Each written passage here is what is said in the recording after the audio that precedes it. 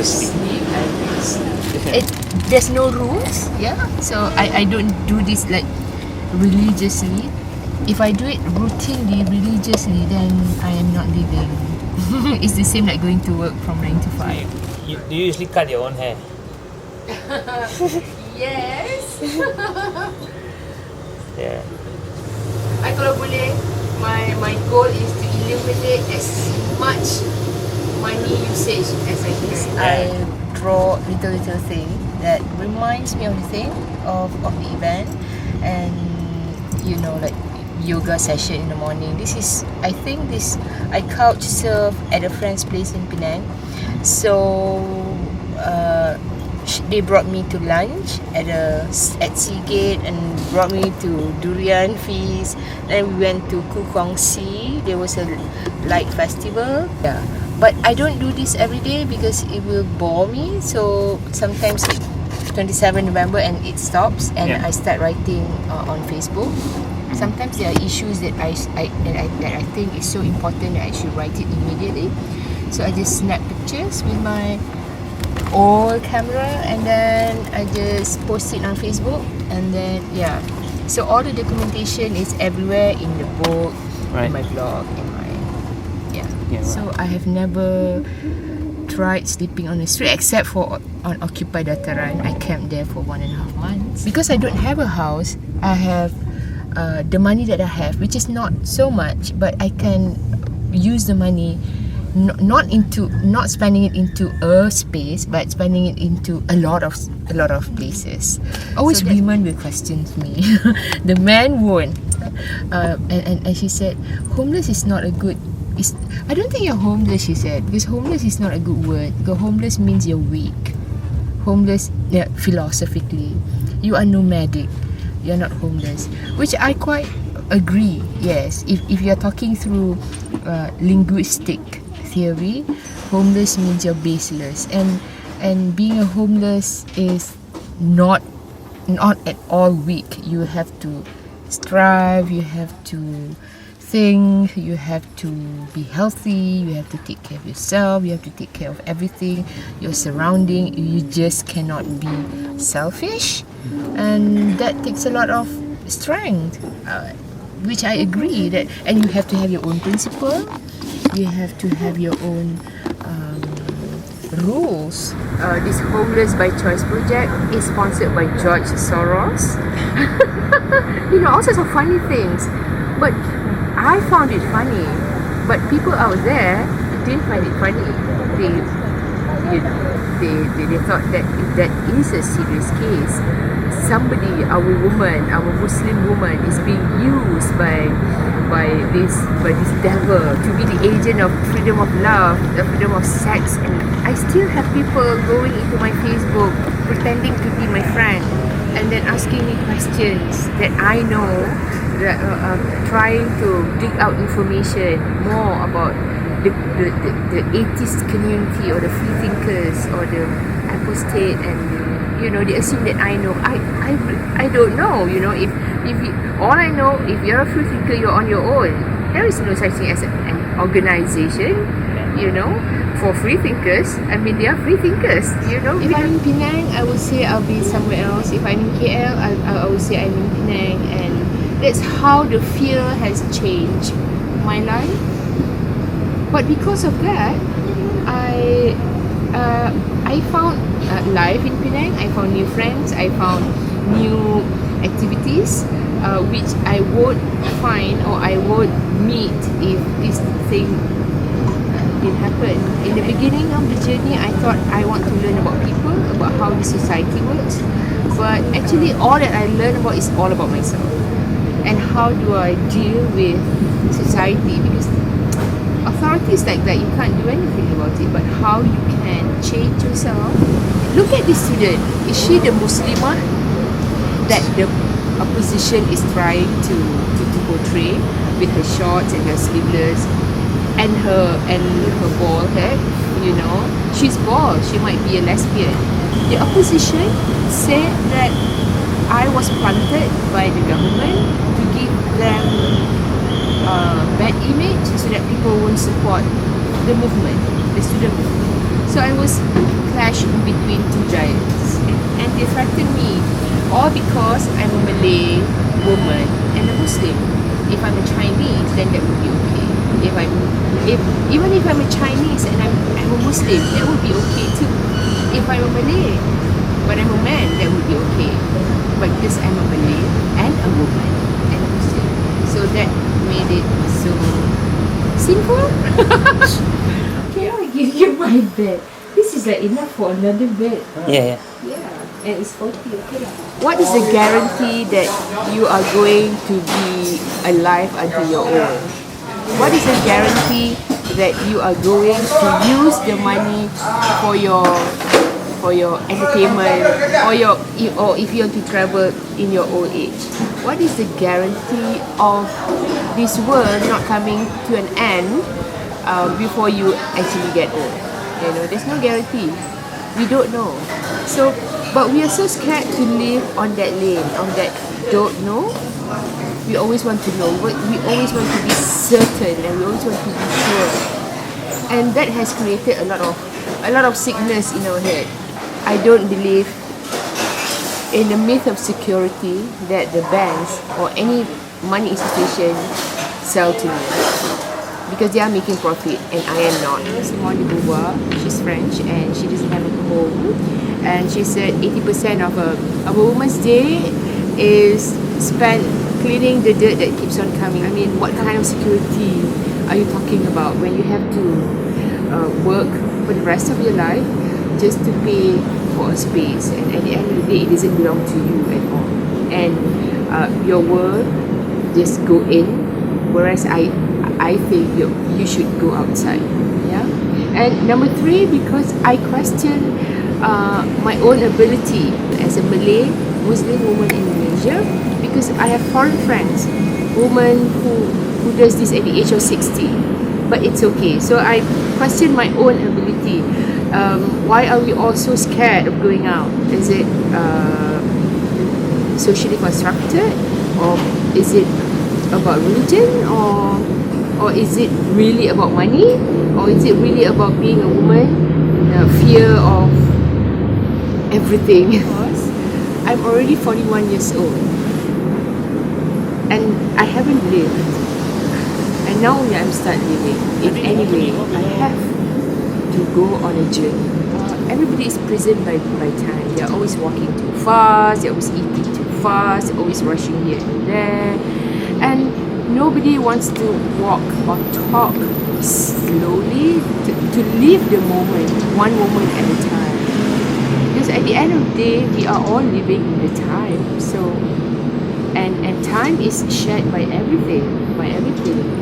You don't own the time. So it's useless to think that, oh, time is money, or time is mine, or I'll go poor because I spent 2 minutes of giggling foolishly with this particular person. That's rubbish. I learned how to live in my own way, not constructed or dictated by anybody else's way of life.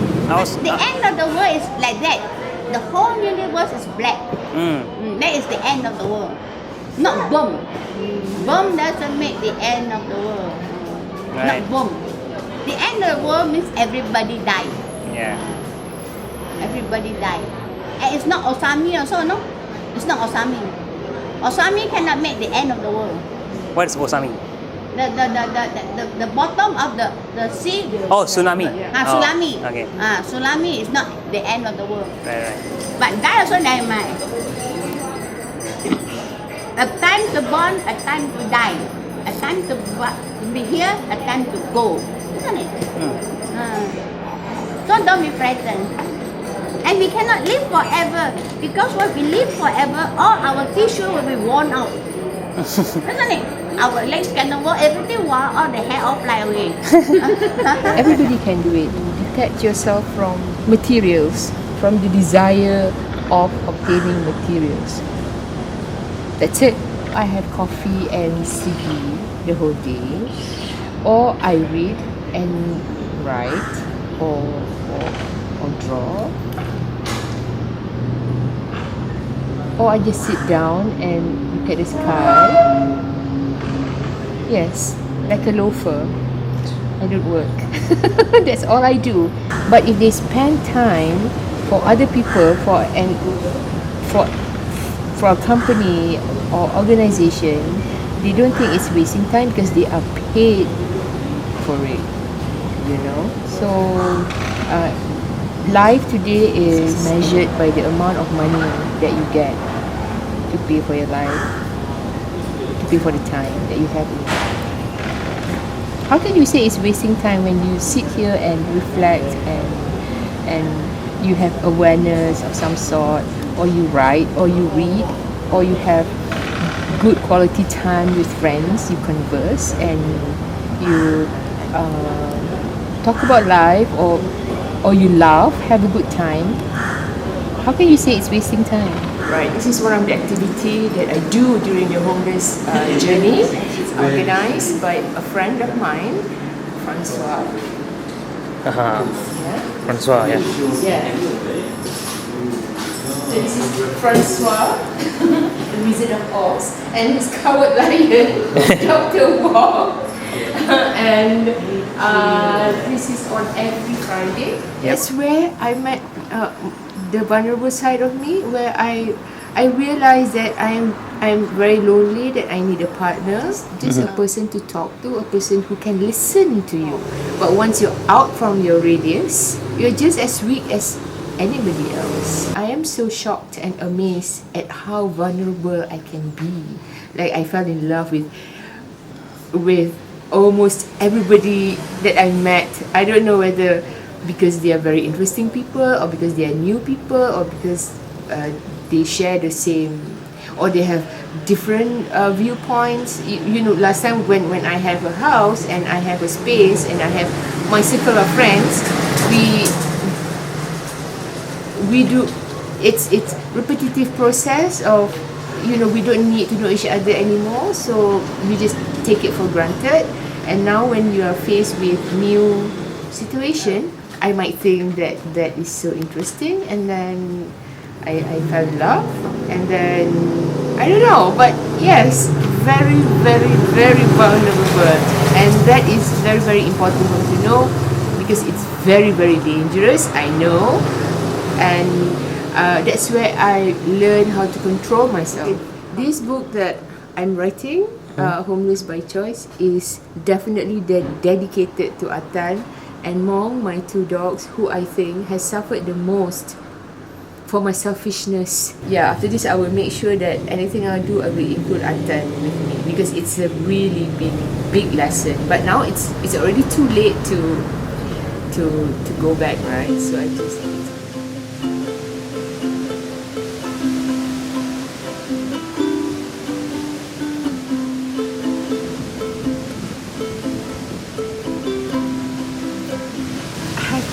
never camped before. I don't know how to pitch a tent, but I was lucky because I learned how to pitch a tent during Occupy Dataran, and I've never lived by the seaside. The reaction I got from my own race is still the same. They find me, they still find me shameless and a disgrace to the society, but not from the younger generation. Somehow the younger generation, a lot of them are inspired, but the middle age, they still couldn't really understand why I'm doing this. I believe that this project of mine has failed to get to its target, to have local women to be inspired and actually going on a journey. I mean, I don't expect them to camp. I mean, it's quite radical. I mean, this is quite over the top, and it's quite radical, and it's a struggle. It's hard. I want them to go into their own journey in any way. We are in the system, but it's how we treat it. Don't let it control us. We control the system. Why was all her climbing gears in a garbage bag, you know? And I asked her, I said, why are you putting them in the garbage bag? Do you want to put them away? And then the husband answered. He said, yeah, because she's not going anywhere after this. And I looked at my sister, and my sister looked at me. And when her husband went off, I said, "Are you sure you want to marry this man?" And he said, "Yeah, I'm 30 years old. I don't want to be a spinster. I want to get babies. You know, I don't want to get too old." She becomes so bitter. She's not bubbly, you know, and she has become a little bit jealous of me because I know from the words she uses, she's you know what I mean. And once you get married, it's very hard to get out from the marriage, especially when you're a Muslim. You cannot be divorced until your husband say, "Okay, I divorce." The holiest place is to be beside the husband. But the husband are allowed to do anything they want. Can you know, their hobbies and all that. But a woman has to be at home. Why? Is it sinful to go and look at the world? Is it sinful to? I don't understand that. I want to go to heaven too, but it's exploring the world, knowing yourself, and knowing the nature, and God. If you really want to know who God is, doesn't take you to heaven. We are defined by the presence of our man. I think that's bullshit. I think that's bullshit. Because we all exist by ourselves. I come as a customer, but I was not treated as a customer, and then I walk away. Because I see them serving all these other races, yeah, Chinese, Eurasian, who I believe have dogs too, and have and everything else that is unknown. But why do I deserve to be treated like this, and they are treated nicely? I don't understand that. What can possibly be the difference between me and them? Who is a Malay and a Muslim has dogs and she's bad? That is superstitious. Just because she lives on the beach, she doesn't pray, and so she is not good enough to talk about religion or spirituality, or just because she lives on the beach, therefore, and free-spirited, therefore she practiced free sex as well. I am not secured at all. In every way, physically and mentally and emotionally, because I can, because I'm happy. It hasn't finished yet. There's a lot more doubts and questions to be entertained. And there's a lot more to be explored, and I have not been bored of it yet. In fact, it's getting more and more interesting, and I'm getting healthier. When I look at people and I realize, I didn't have any personal comments towards them, whether I say it to another person or I say it to myself. You know, when you look at people who walks and then you have something to say about them, and now I don't have that. I just look at them, just like just looking, you know, and I found it very liberating. Can I just sit around here? You know, I fear for your safety. And they started telling me about their personal life, and it's always the same. It's about their love life, their frustration, their left by their wife or whatever. Maybe on the second day or the third day, they'll come and knock on my tent and say, are you gonna let me in, or are you gonna just let me sit outside the whole night? It's very windy, it's very cold, or I can see the weather is coming. I think you should just abandon your tent and come with me, and all sorts of nonsense. I always wonder, why do men always have this one particular idea about women? Why? And I didn't find this in outsiders or foreigners. I'm not saying that the foreign man is better, but at least I can talk to them like I talk to a human being. They talk to me like they talk to a human being, not talking to a woman as a second citizen. I feel sad, angry, and fed up, and yeah, all sort of things. But I have to fight everything. My God, I have to fight to exist. That's very basic. I have to fight to exist. That doesn't make sense, you know. I only have dogs. I can't talk.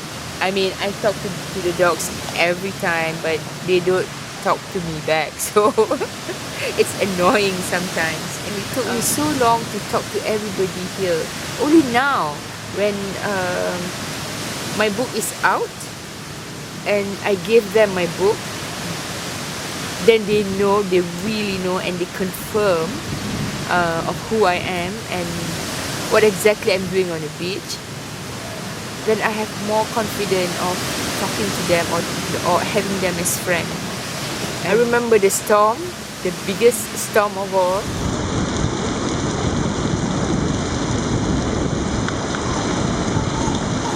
All the cars, all the stores moved by the wind, and they collided into each other, collapsed and toppled on top of each other. And I nearly lost my life actually at that time. I want to face this weather. I want to know. And as I said that, the stall in front of me was moving towards me, and two of left and right hand side also moving towards me. And I know, oh my God, I have nowhere to run. And I saw there's a big drain, so I thought, okay, maybe I should just run there and just squat down. But I did not. And the stalls went right to that drain and fall onto each other. And in that minute, I just stood there. I just didn't know what to do. I have dogs with me. Everything has stopped for a while, and I just ran to I Love You Cafe. And I knew that one thing for sure, you can fight everything, but you cannot fight nature. And now she's this beautiful, enchanting lady with all the stars glittering. It's such a big lesson. And I remember crying. I remember calling my good friend and saying, I want to close this camp. And he said, why? And I said, okay, I told him the story, and he said, you should feel lucky because the sea chooses to show her real self to you. And I just cry and cry and cry and cry, and I decided to have a break, and I went to Georgetown for a week, live in a backpackers. We couldn't sleep. I could not sleep on a mattress, and we end up for the whole week, me and Nathan, we slept on the floor and not on the bed. I remember fighting the city council because they want to gun down the dogs. It's a strings of moments, of happy moments. And if you don't have that streams of happy moments, you won't achieve happy life. There's no such thing as happy life. And if you're not doing things that is not your choice, how are you going to be happy every moment? You won't.